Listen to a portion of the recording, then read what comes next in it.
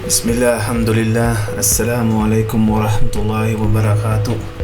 Welcome to my third part tutorial of our Sketchup free. So last time po we discussed about the tools, line tools and its phases. So now we will discuss the rectangle tools, the arc tools, and the push and pull tools. So gagawa na po tayo ng 3D. So yung ibang nagtatanong kung bakit hindi yung boses ko, kasi medyo nung review ko hindi gaanong malinaw yung ko, kaya what you call this, I will use my normal voice. Oh yeah. So let's start. So last time we already familiarized some drawing tools. Now you can find it here in this left tray. So you can find the rectangle there. So you can use the rotated rectangle. So if you want to make it in an angle rectangle or shape, so the circle also here, the polygon, and 3D text. I-discuss po natin ngayon ay ang rectangle tools. So you can see, just go in the origin. Just start with the origin or anywhere you want, but much better start with the origin. So ang shortcut key ng rectangle ay just R key from your keyboard. It's very easy to make a rectangle. So by using line, we can also make rectangle again by using the arrow key to lock your axis.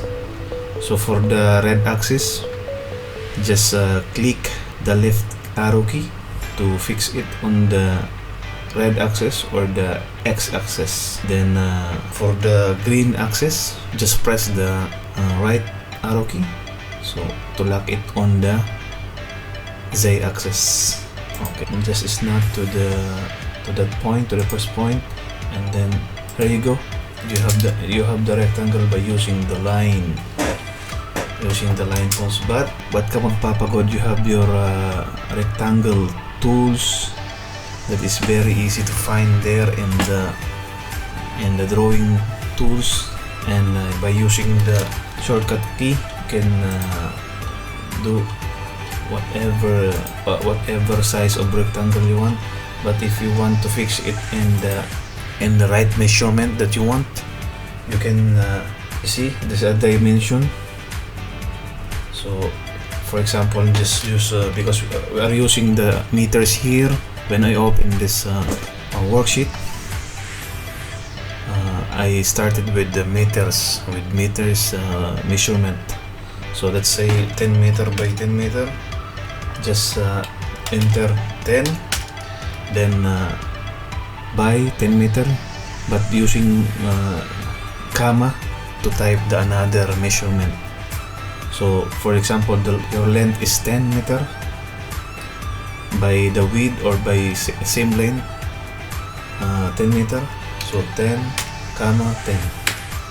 So there you go. So you can also like let's say 5 comma by 10. So this is your, so by going to tape measure, you can check if it's okay. Okay, it's 5 meter, and the other one is 10 meter. So let's try the other one. Then it's 10 meter. Okay.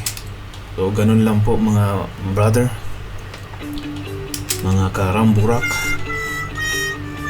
It's very easy to use the rectangle tools. So you can make also the rectangle tools by the axis vertical. See? Okay. And one more. So here you go, you can make the rectangle. So we are done. Let's go to arc. Arc is very simple. By using by clicking this arc, or just clicking the icon on the drawing tools, the 2 points of arc, 2 point arcs, the 3 point arcs, and the pi. And the shortcut key is A key. Just type A. There we go. So ganun lang po kadali yung arc tools. Medyo kailangan natin magmadali kasi may mga nagtatanong kung bakit matagal akong upload ng following tutorial, kasi may mga dinidesign po ako, may mga nagpapadesign sa akin. So sa mga gusto magpa-design, just follow us in our Facebook page, or just subscribe or like us in our YouTube channel. I will post it at the end of this video to follow the link. Before we go to push and pull tools, let's create a box using the rectangle tools, or just make line. Then pinapakita ko lang to kasi baka yung iba ganito gagawin.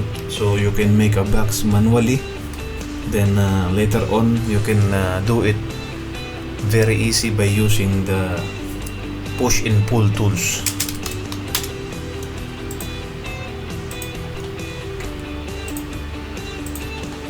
So ganito lang kadali yung paggawa ng box.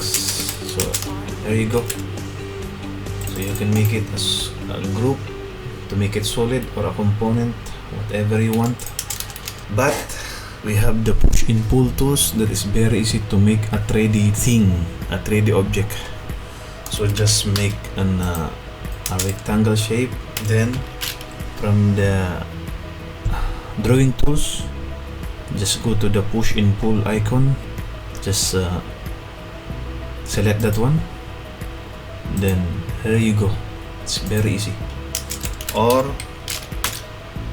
just again, just press the PK in your keyboard.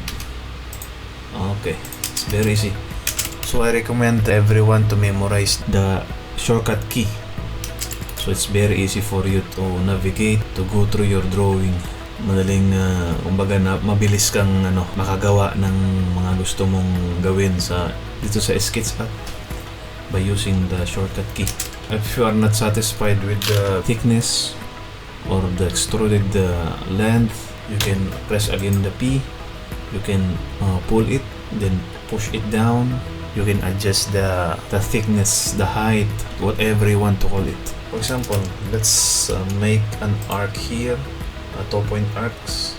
Kung makita nyo ng blue na siya, so hindi siya nag-overlap dun sa line. It's equal distance. Let's try to push this one. Then if you want to remove that shape, so there is marks that you are on the edge of this shape.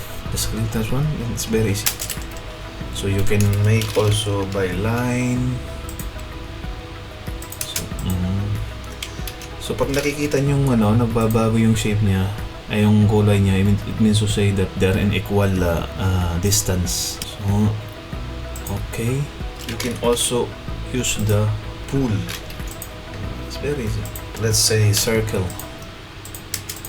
So you can push, you can pull, or you can push it going to the other side. If you want a hole, just go to that face, then it will be a hole.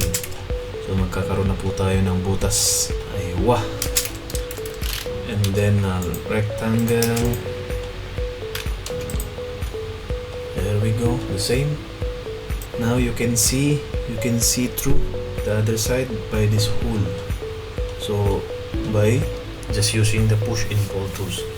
So for example, we are creating a simple house. For example, let's make a simple slab with column by using this push and pull tools. Let's make it without scale. There's no measurement. So yan. Actually, when I'm doing some solid or boxes using this push and pull tools, by making it a group to become solid. Kasi if you want to quantify object or your structure, for example, as a civil engineer, I'm making some estimate, so I always make it solid, so that it's easy for me to determine how much the cubic or the volume of this object. So for example, if I have the volume, then it's easy for me to determine how much the bags of the cement I needed, the sand and the gravel. Let's go back to the drawing. Sasabihin ko kung bakit ginawa ko tong solid. Papaliwanag ko later on. So this column with certain height, make a group again, then again copy there, then copy. So one thing you should know here, copying.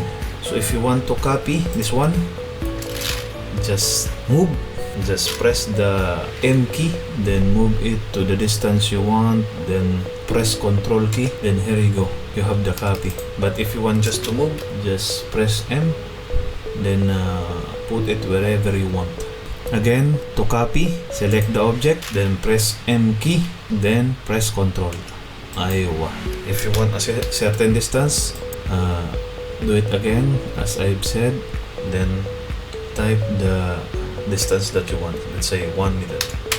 Okay, so the distance from that starting point to the new point is 1 meter. From here to here is 1 meter. So this is the other reason why I make it so solid.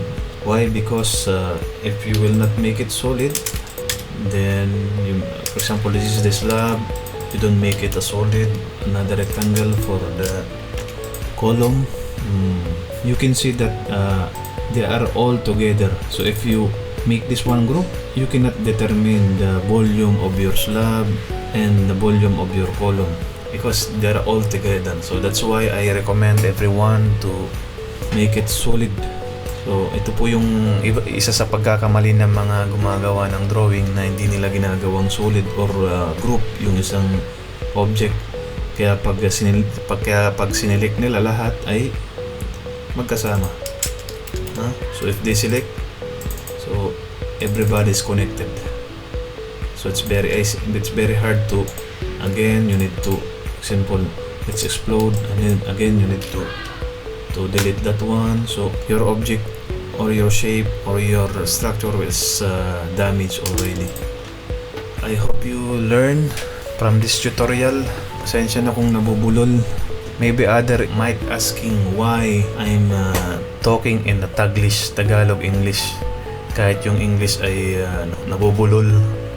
Kasi may mga kaibigan tayo na ibang lahi and then they request to say it in English para daw nila maintindihan at makasunod naman daw sila. Actually, they are the one who encouraged me to make this tutorial because alam mo naman, we Filipinos are very famous from the other nationality and they really admire us.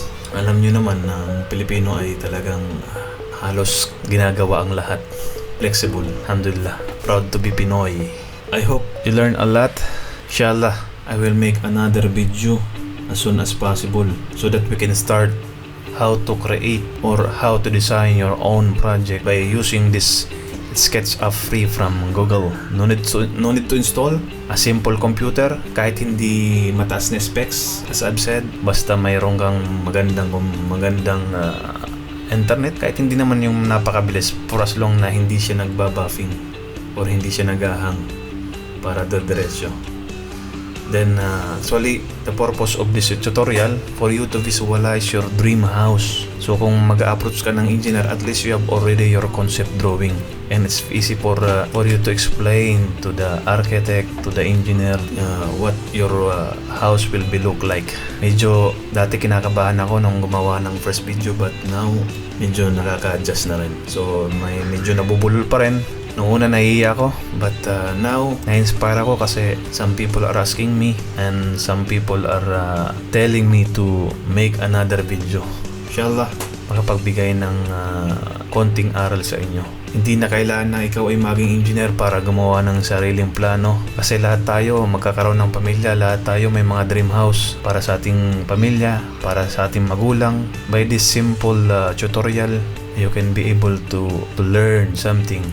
Especially ngayong lockdown, everything is possible right now. So just use this free times of yours to learn something. Yun, naging advisor na, guidance counselor na. But anyways, thank you. Hope you support my channel.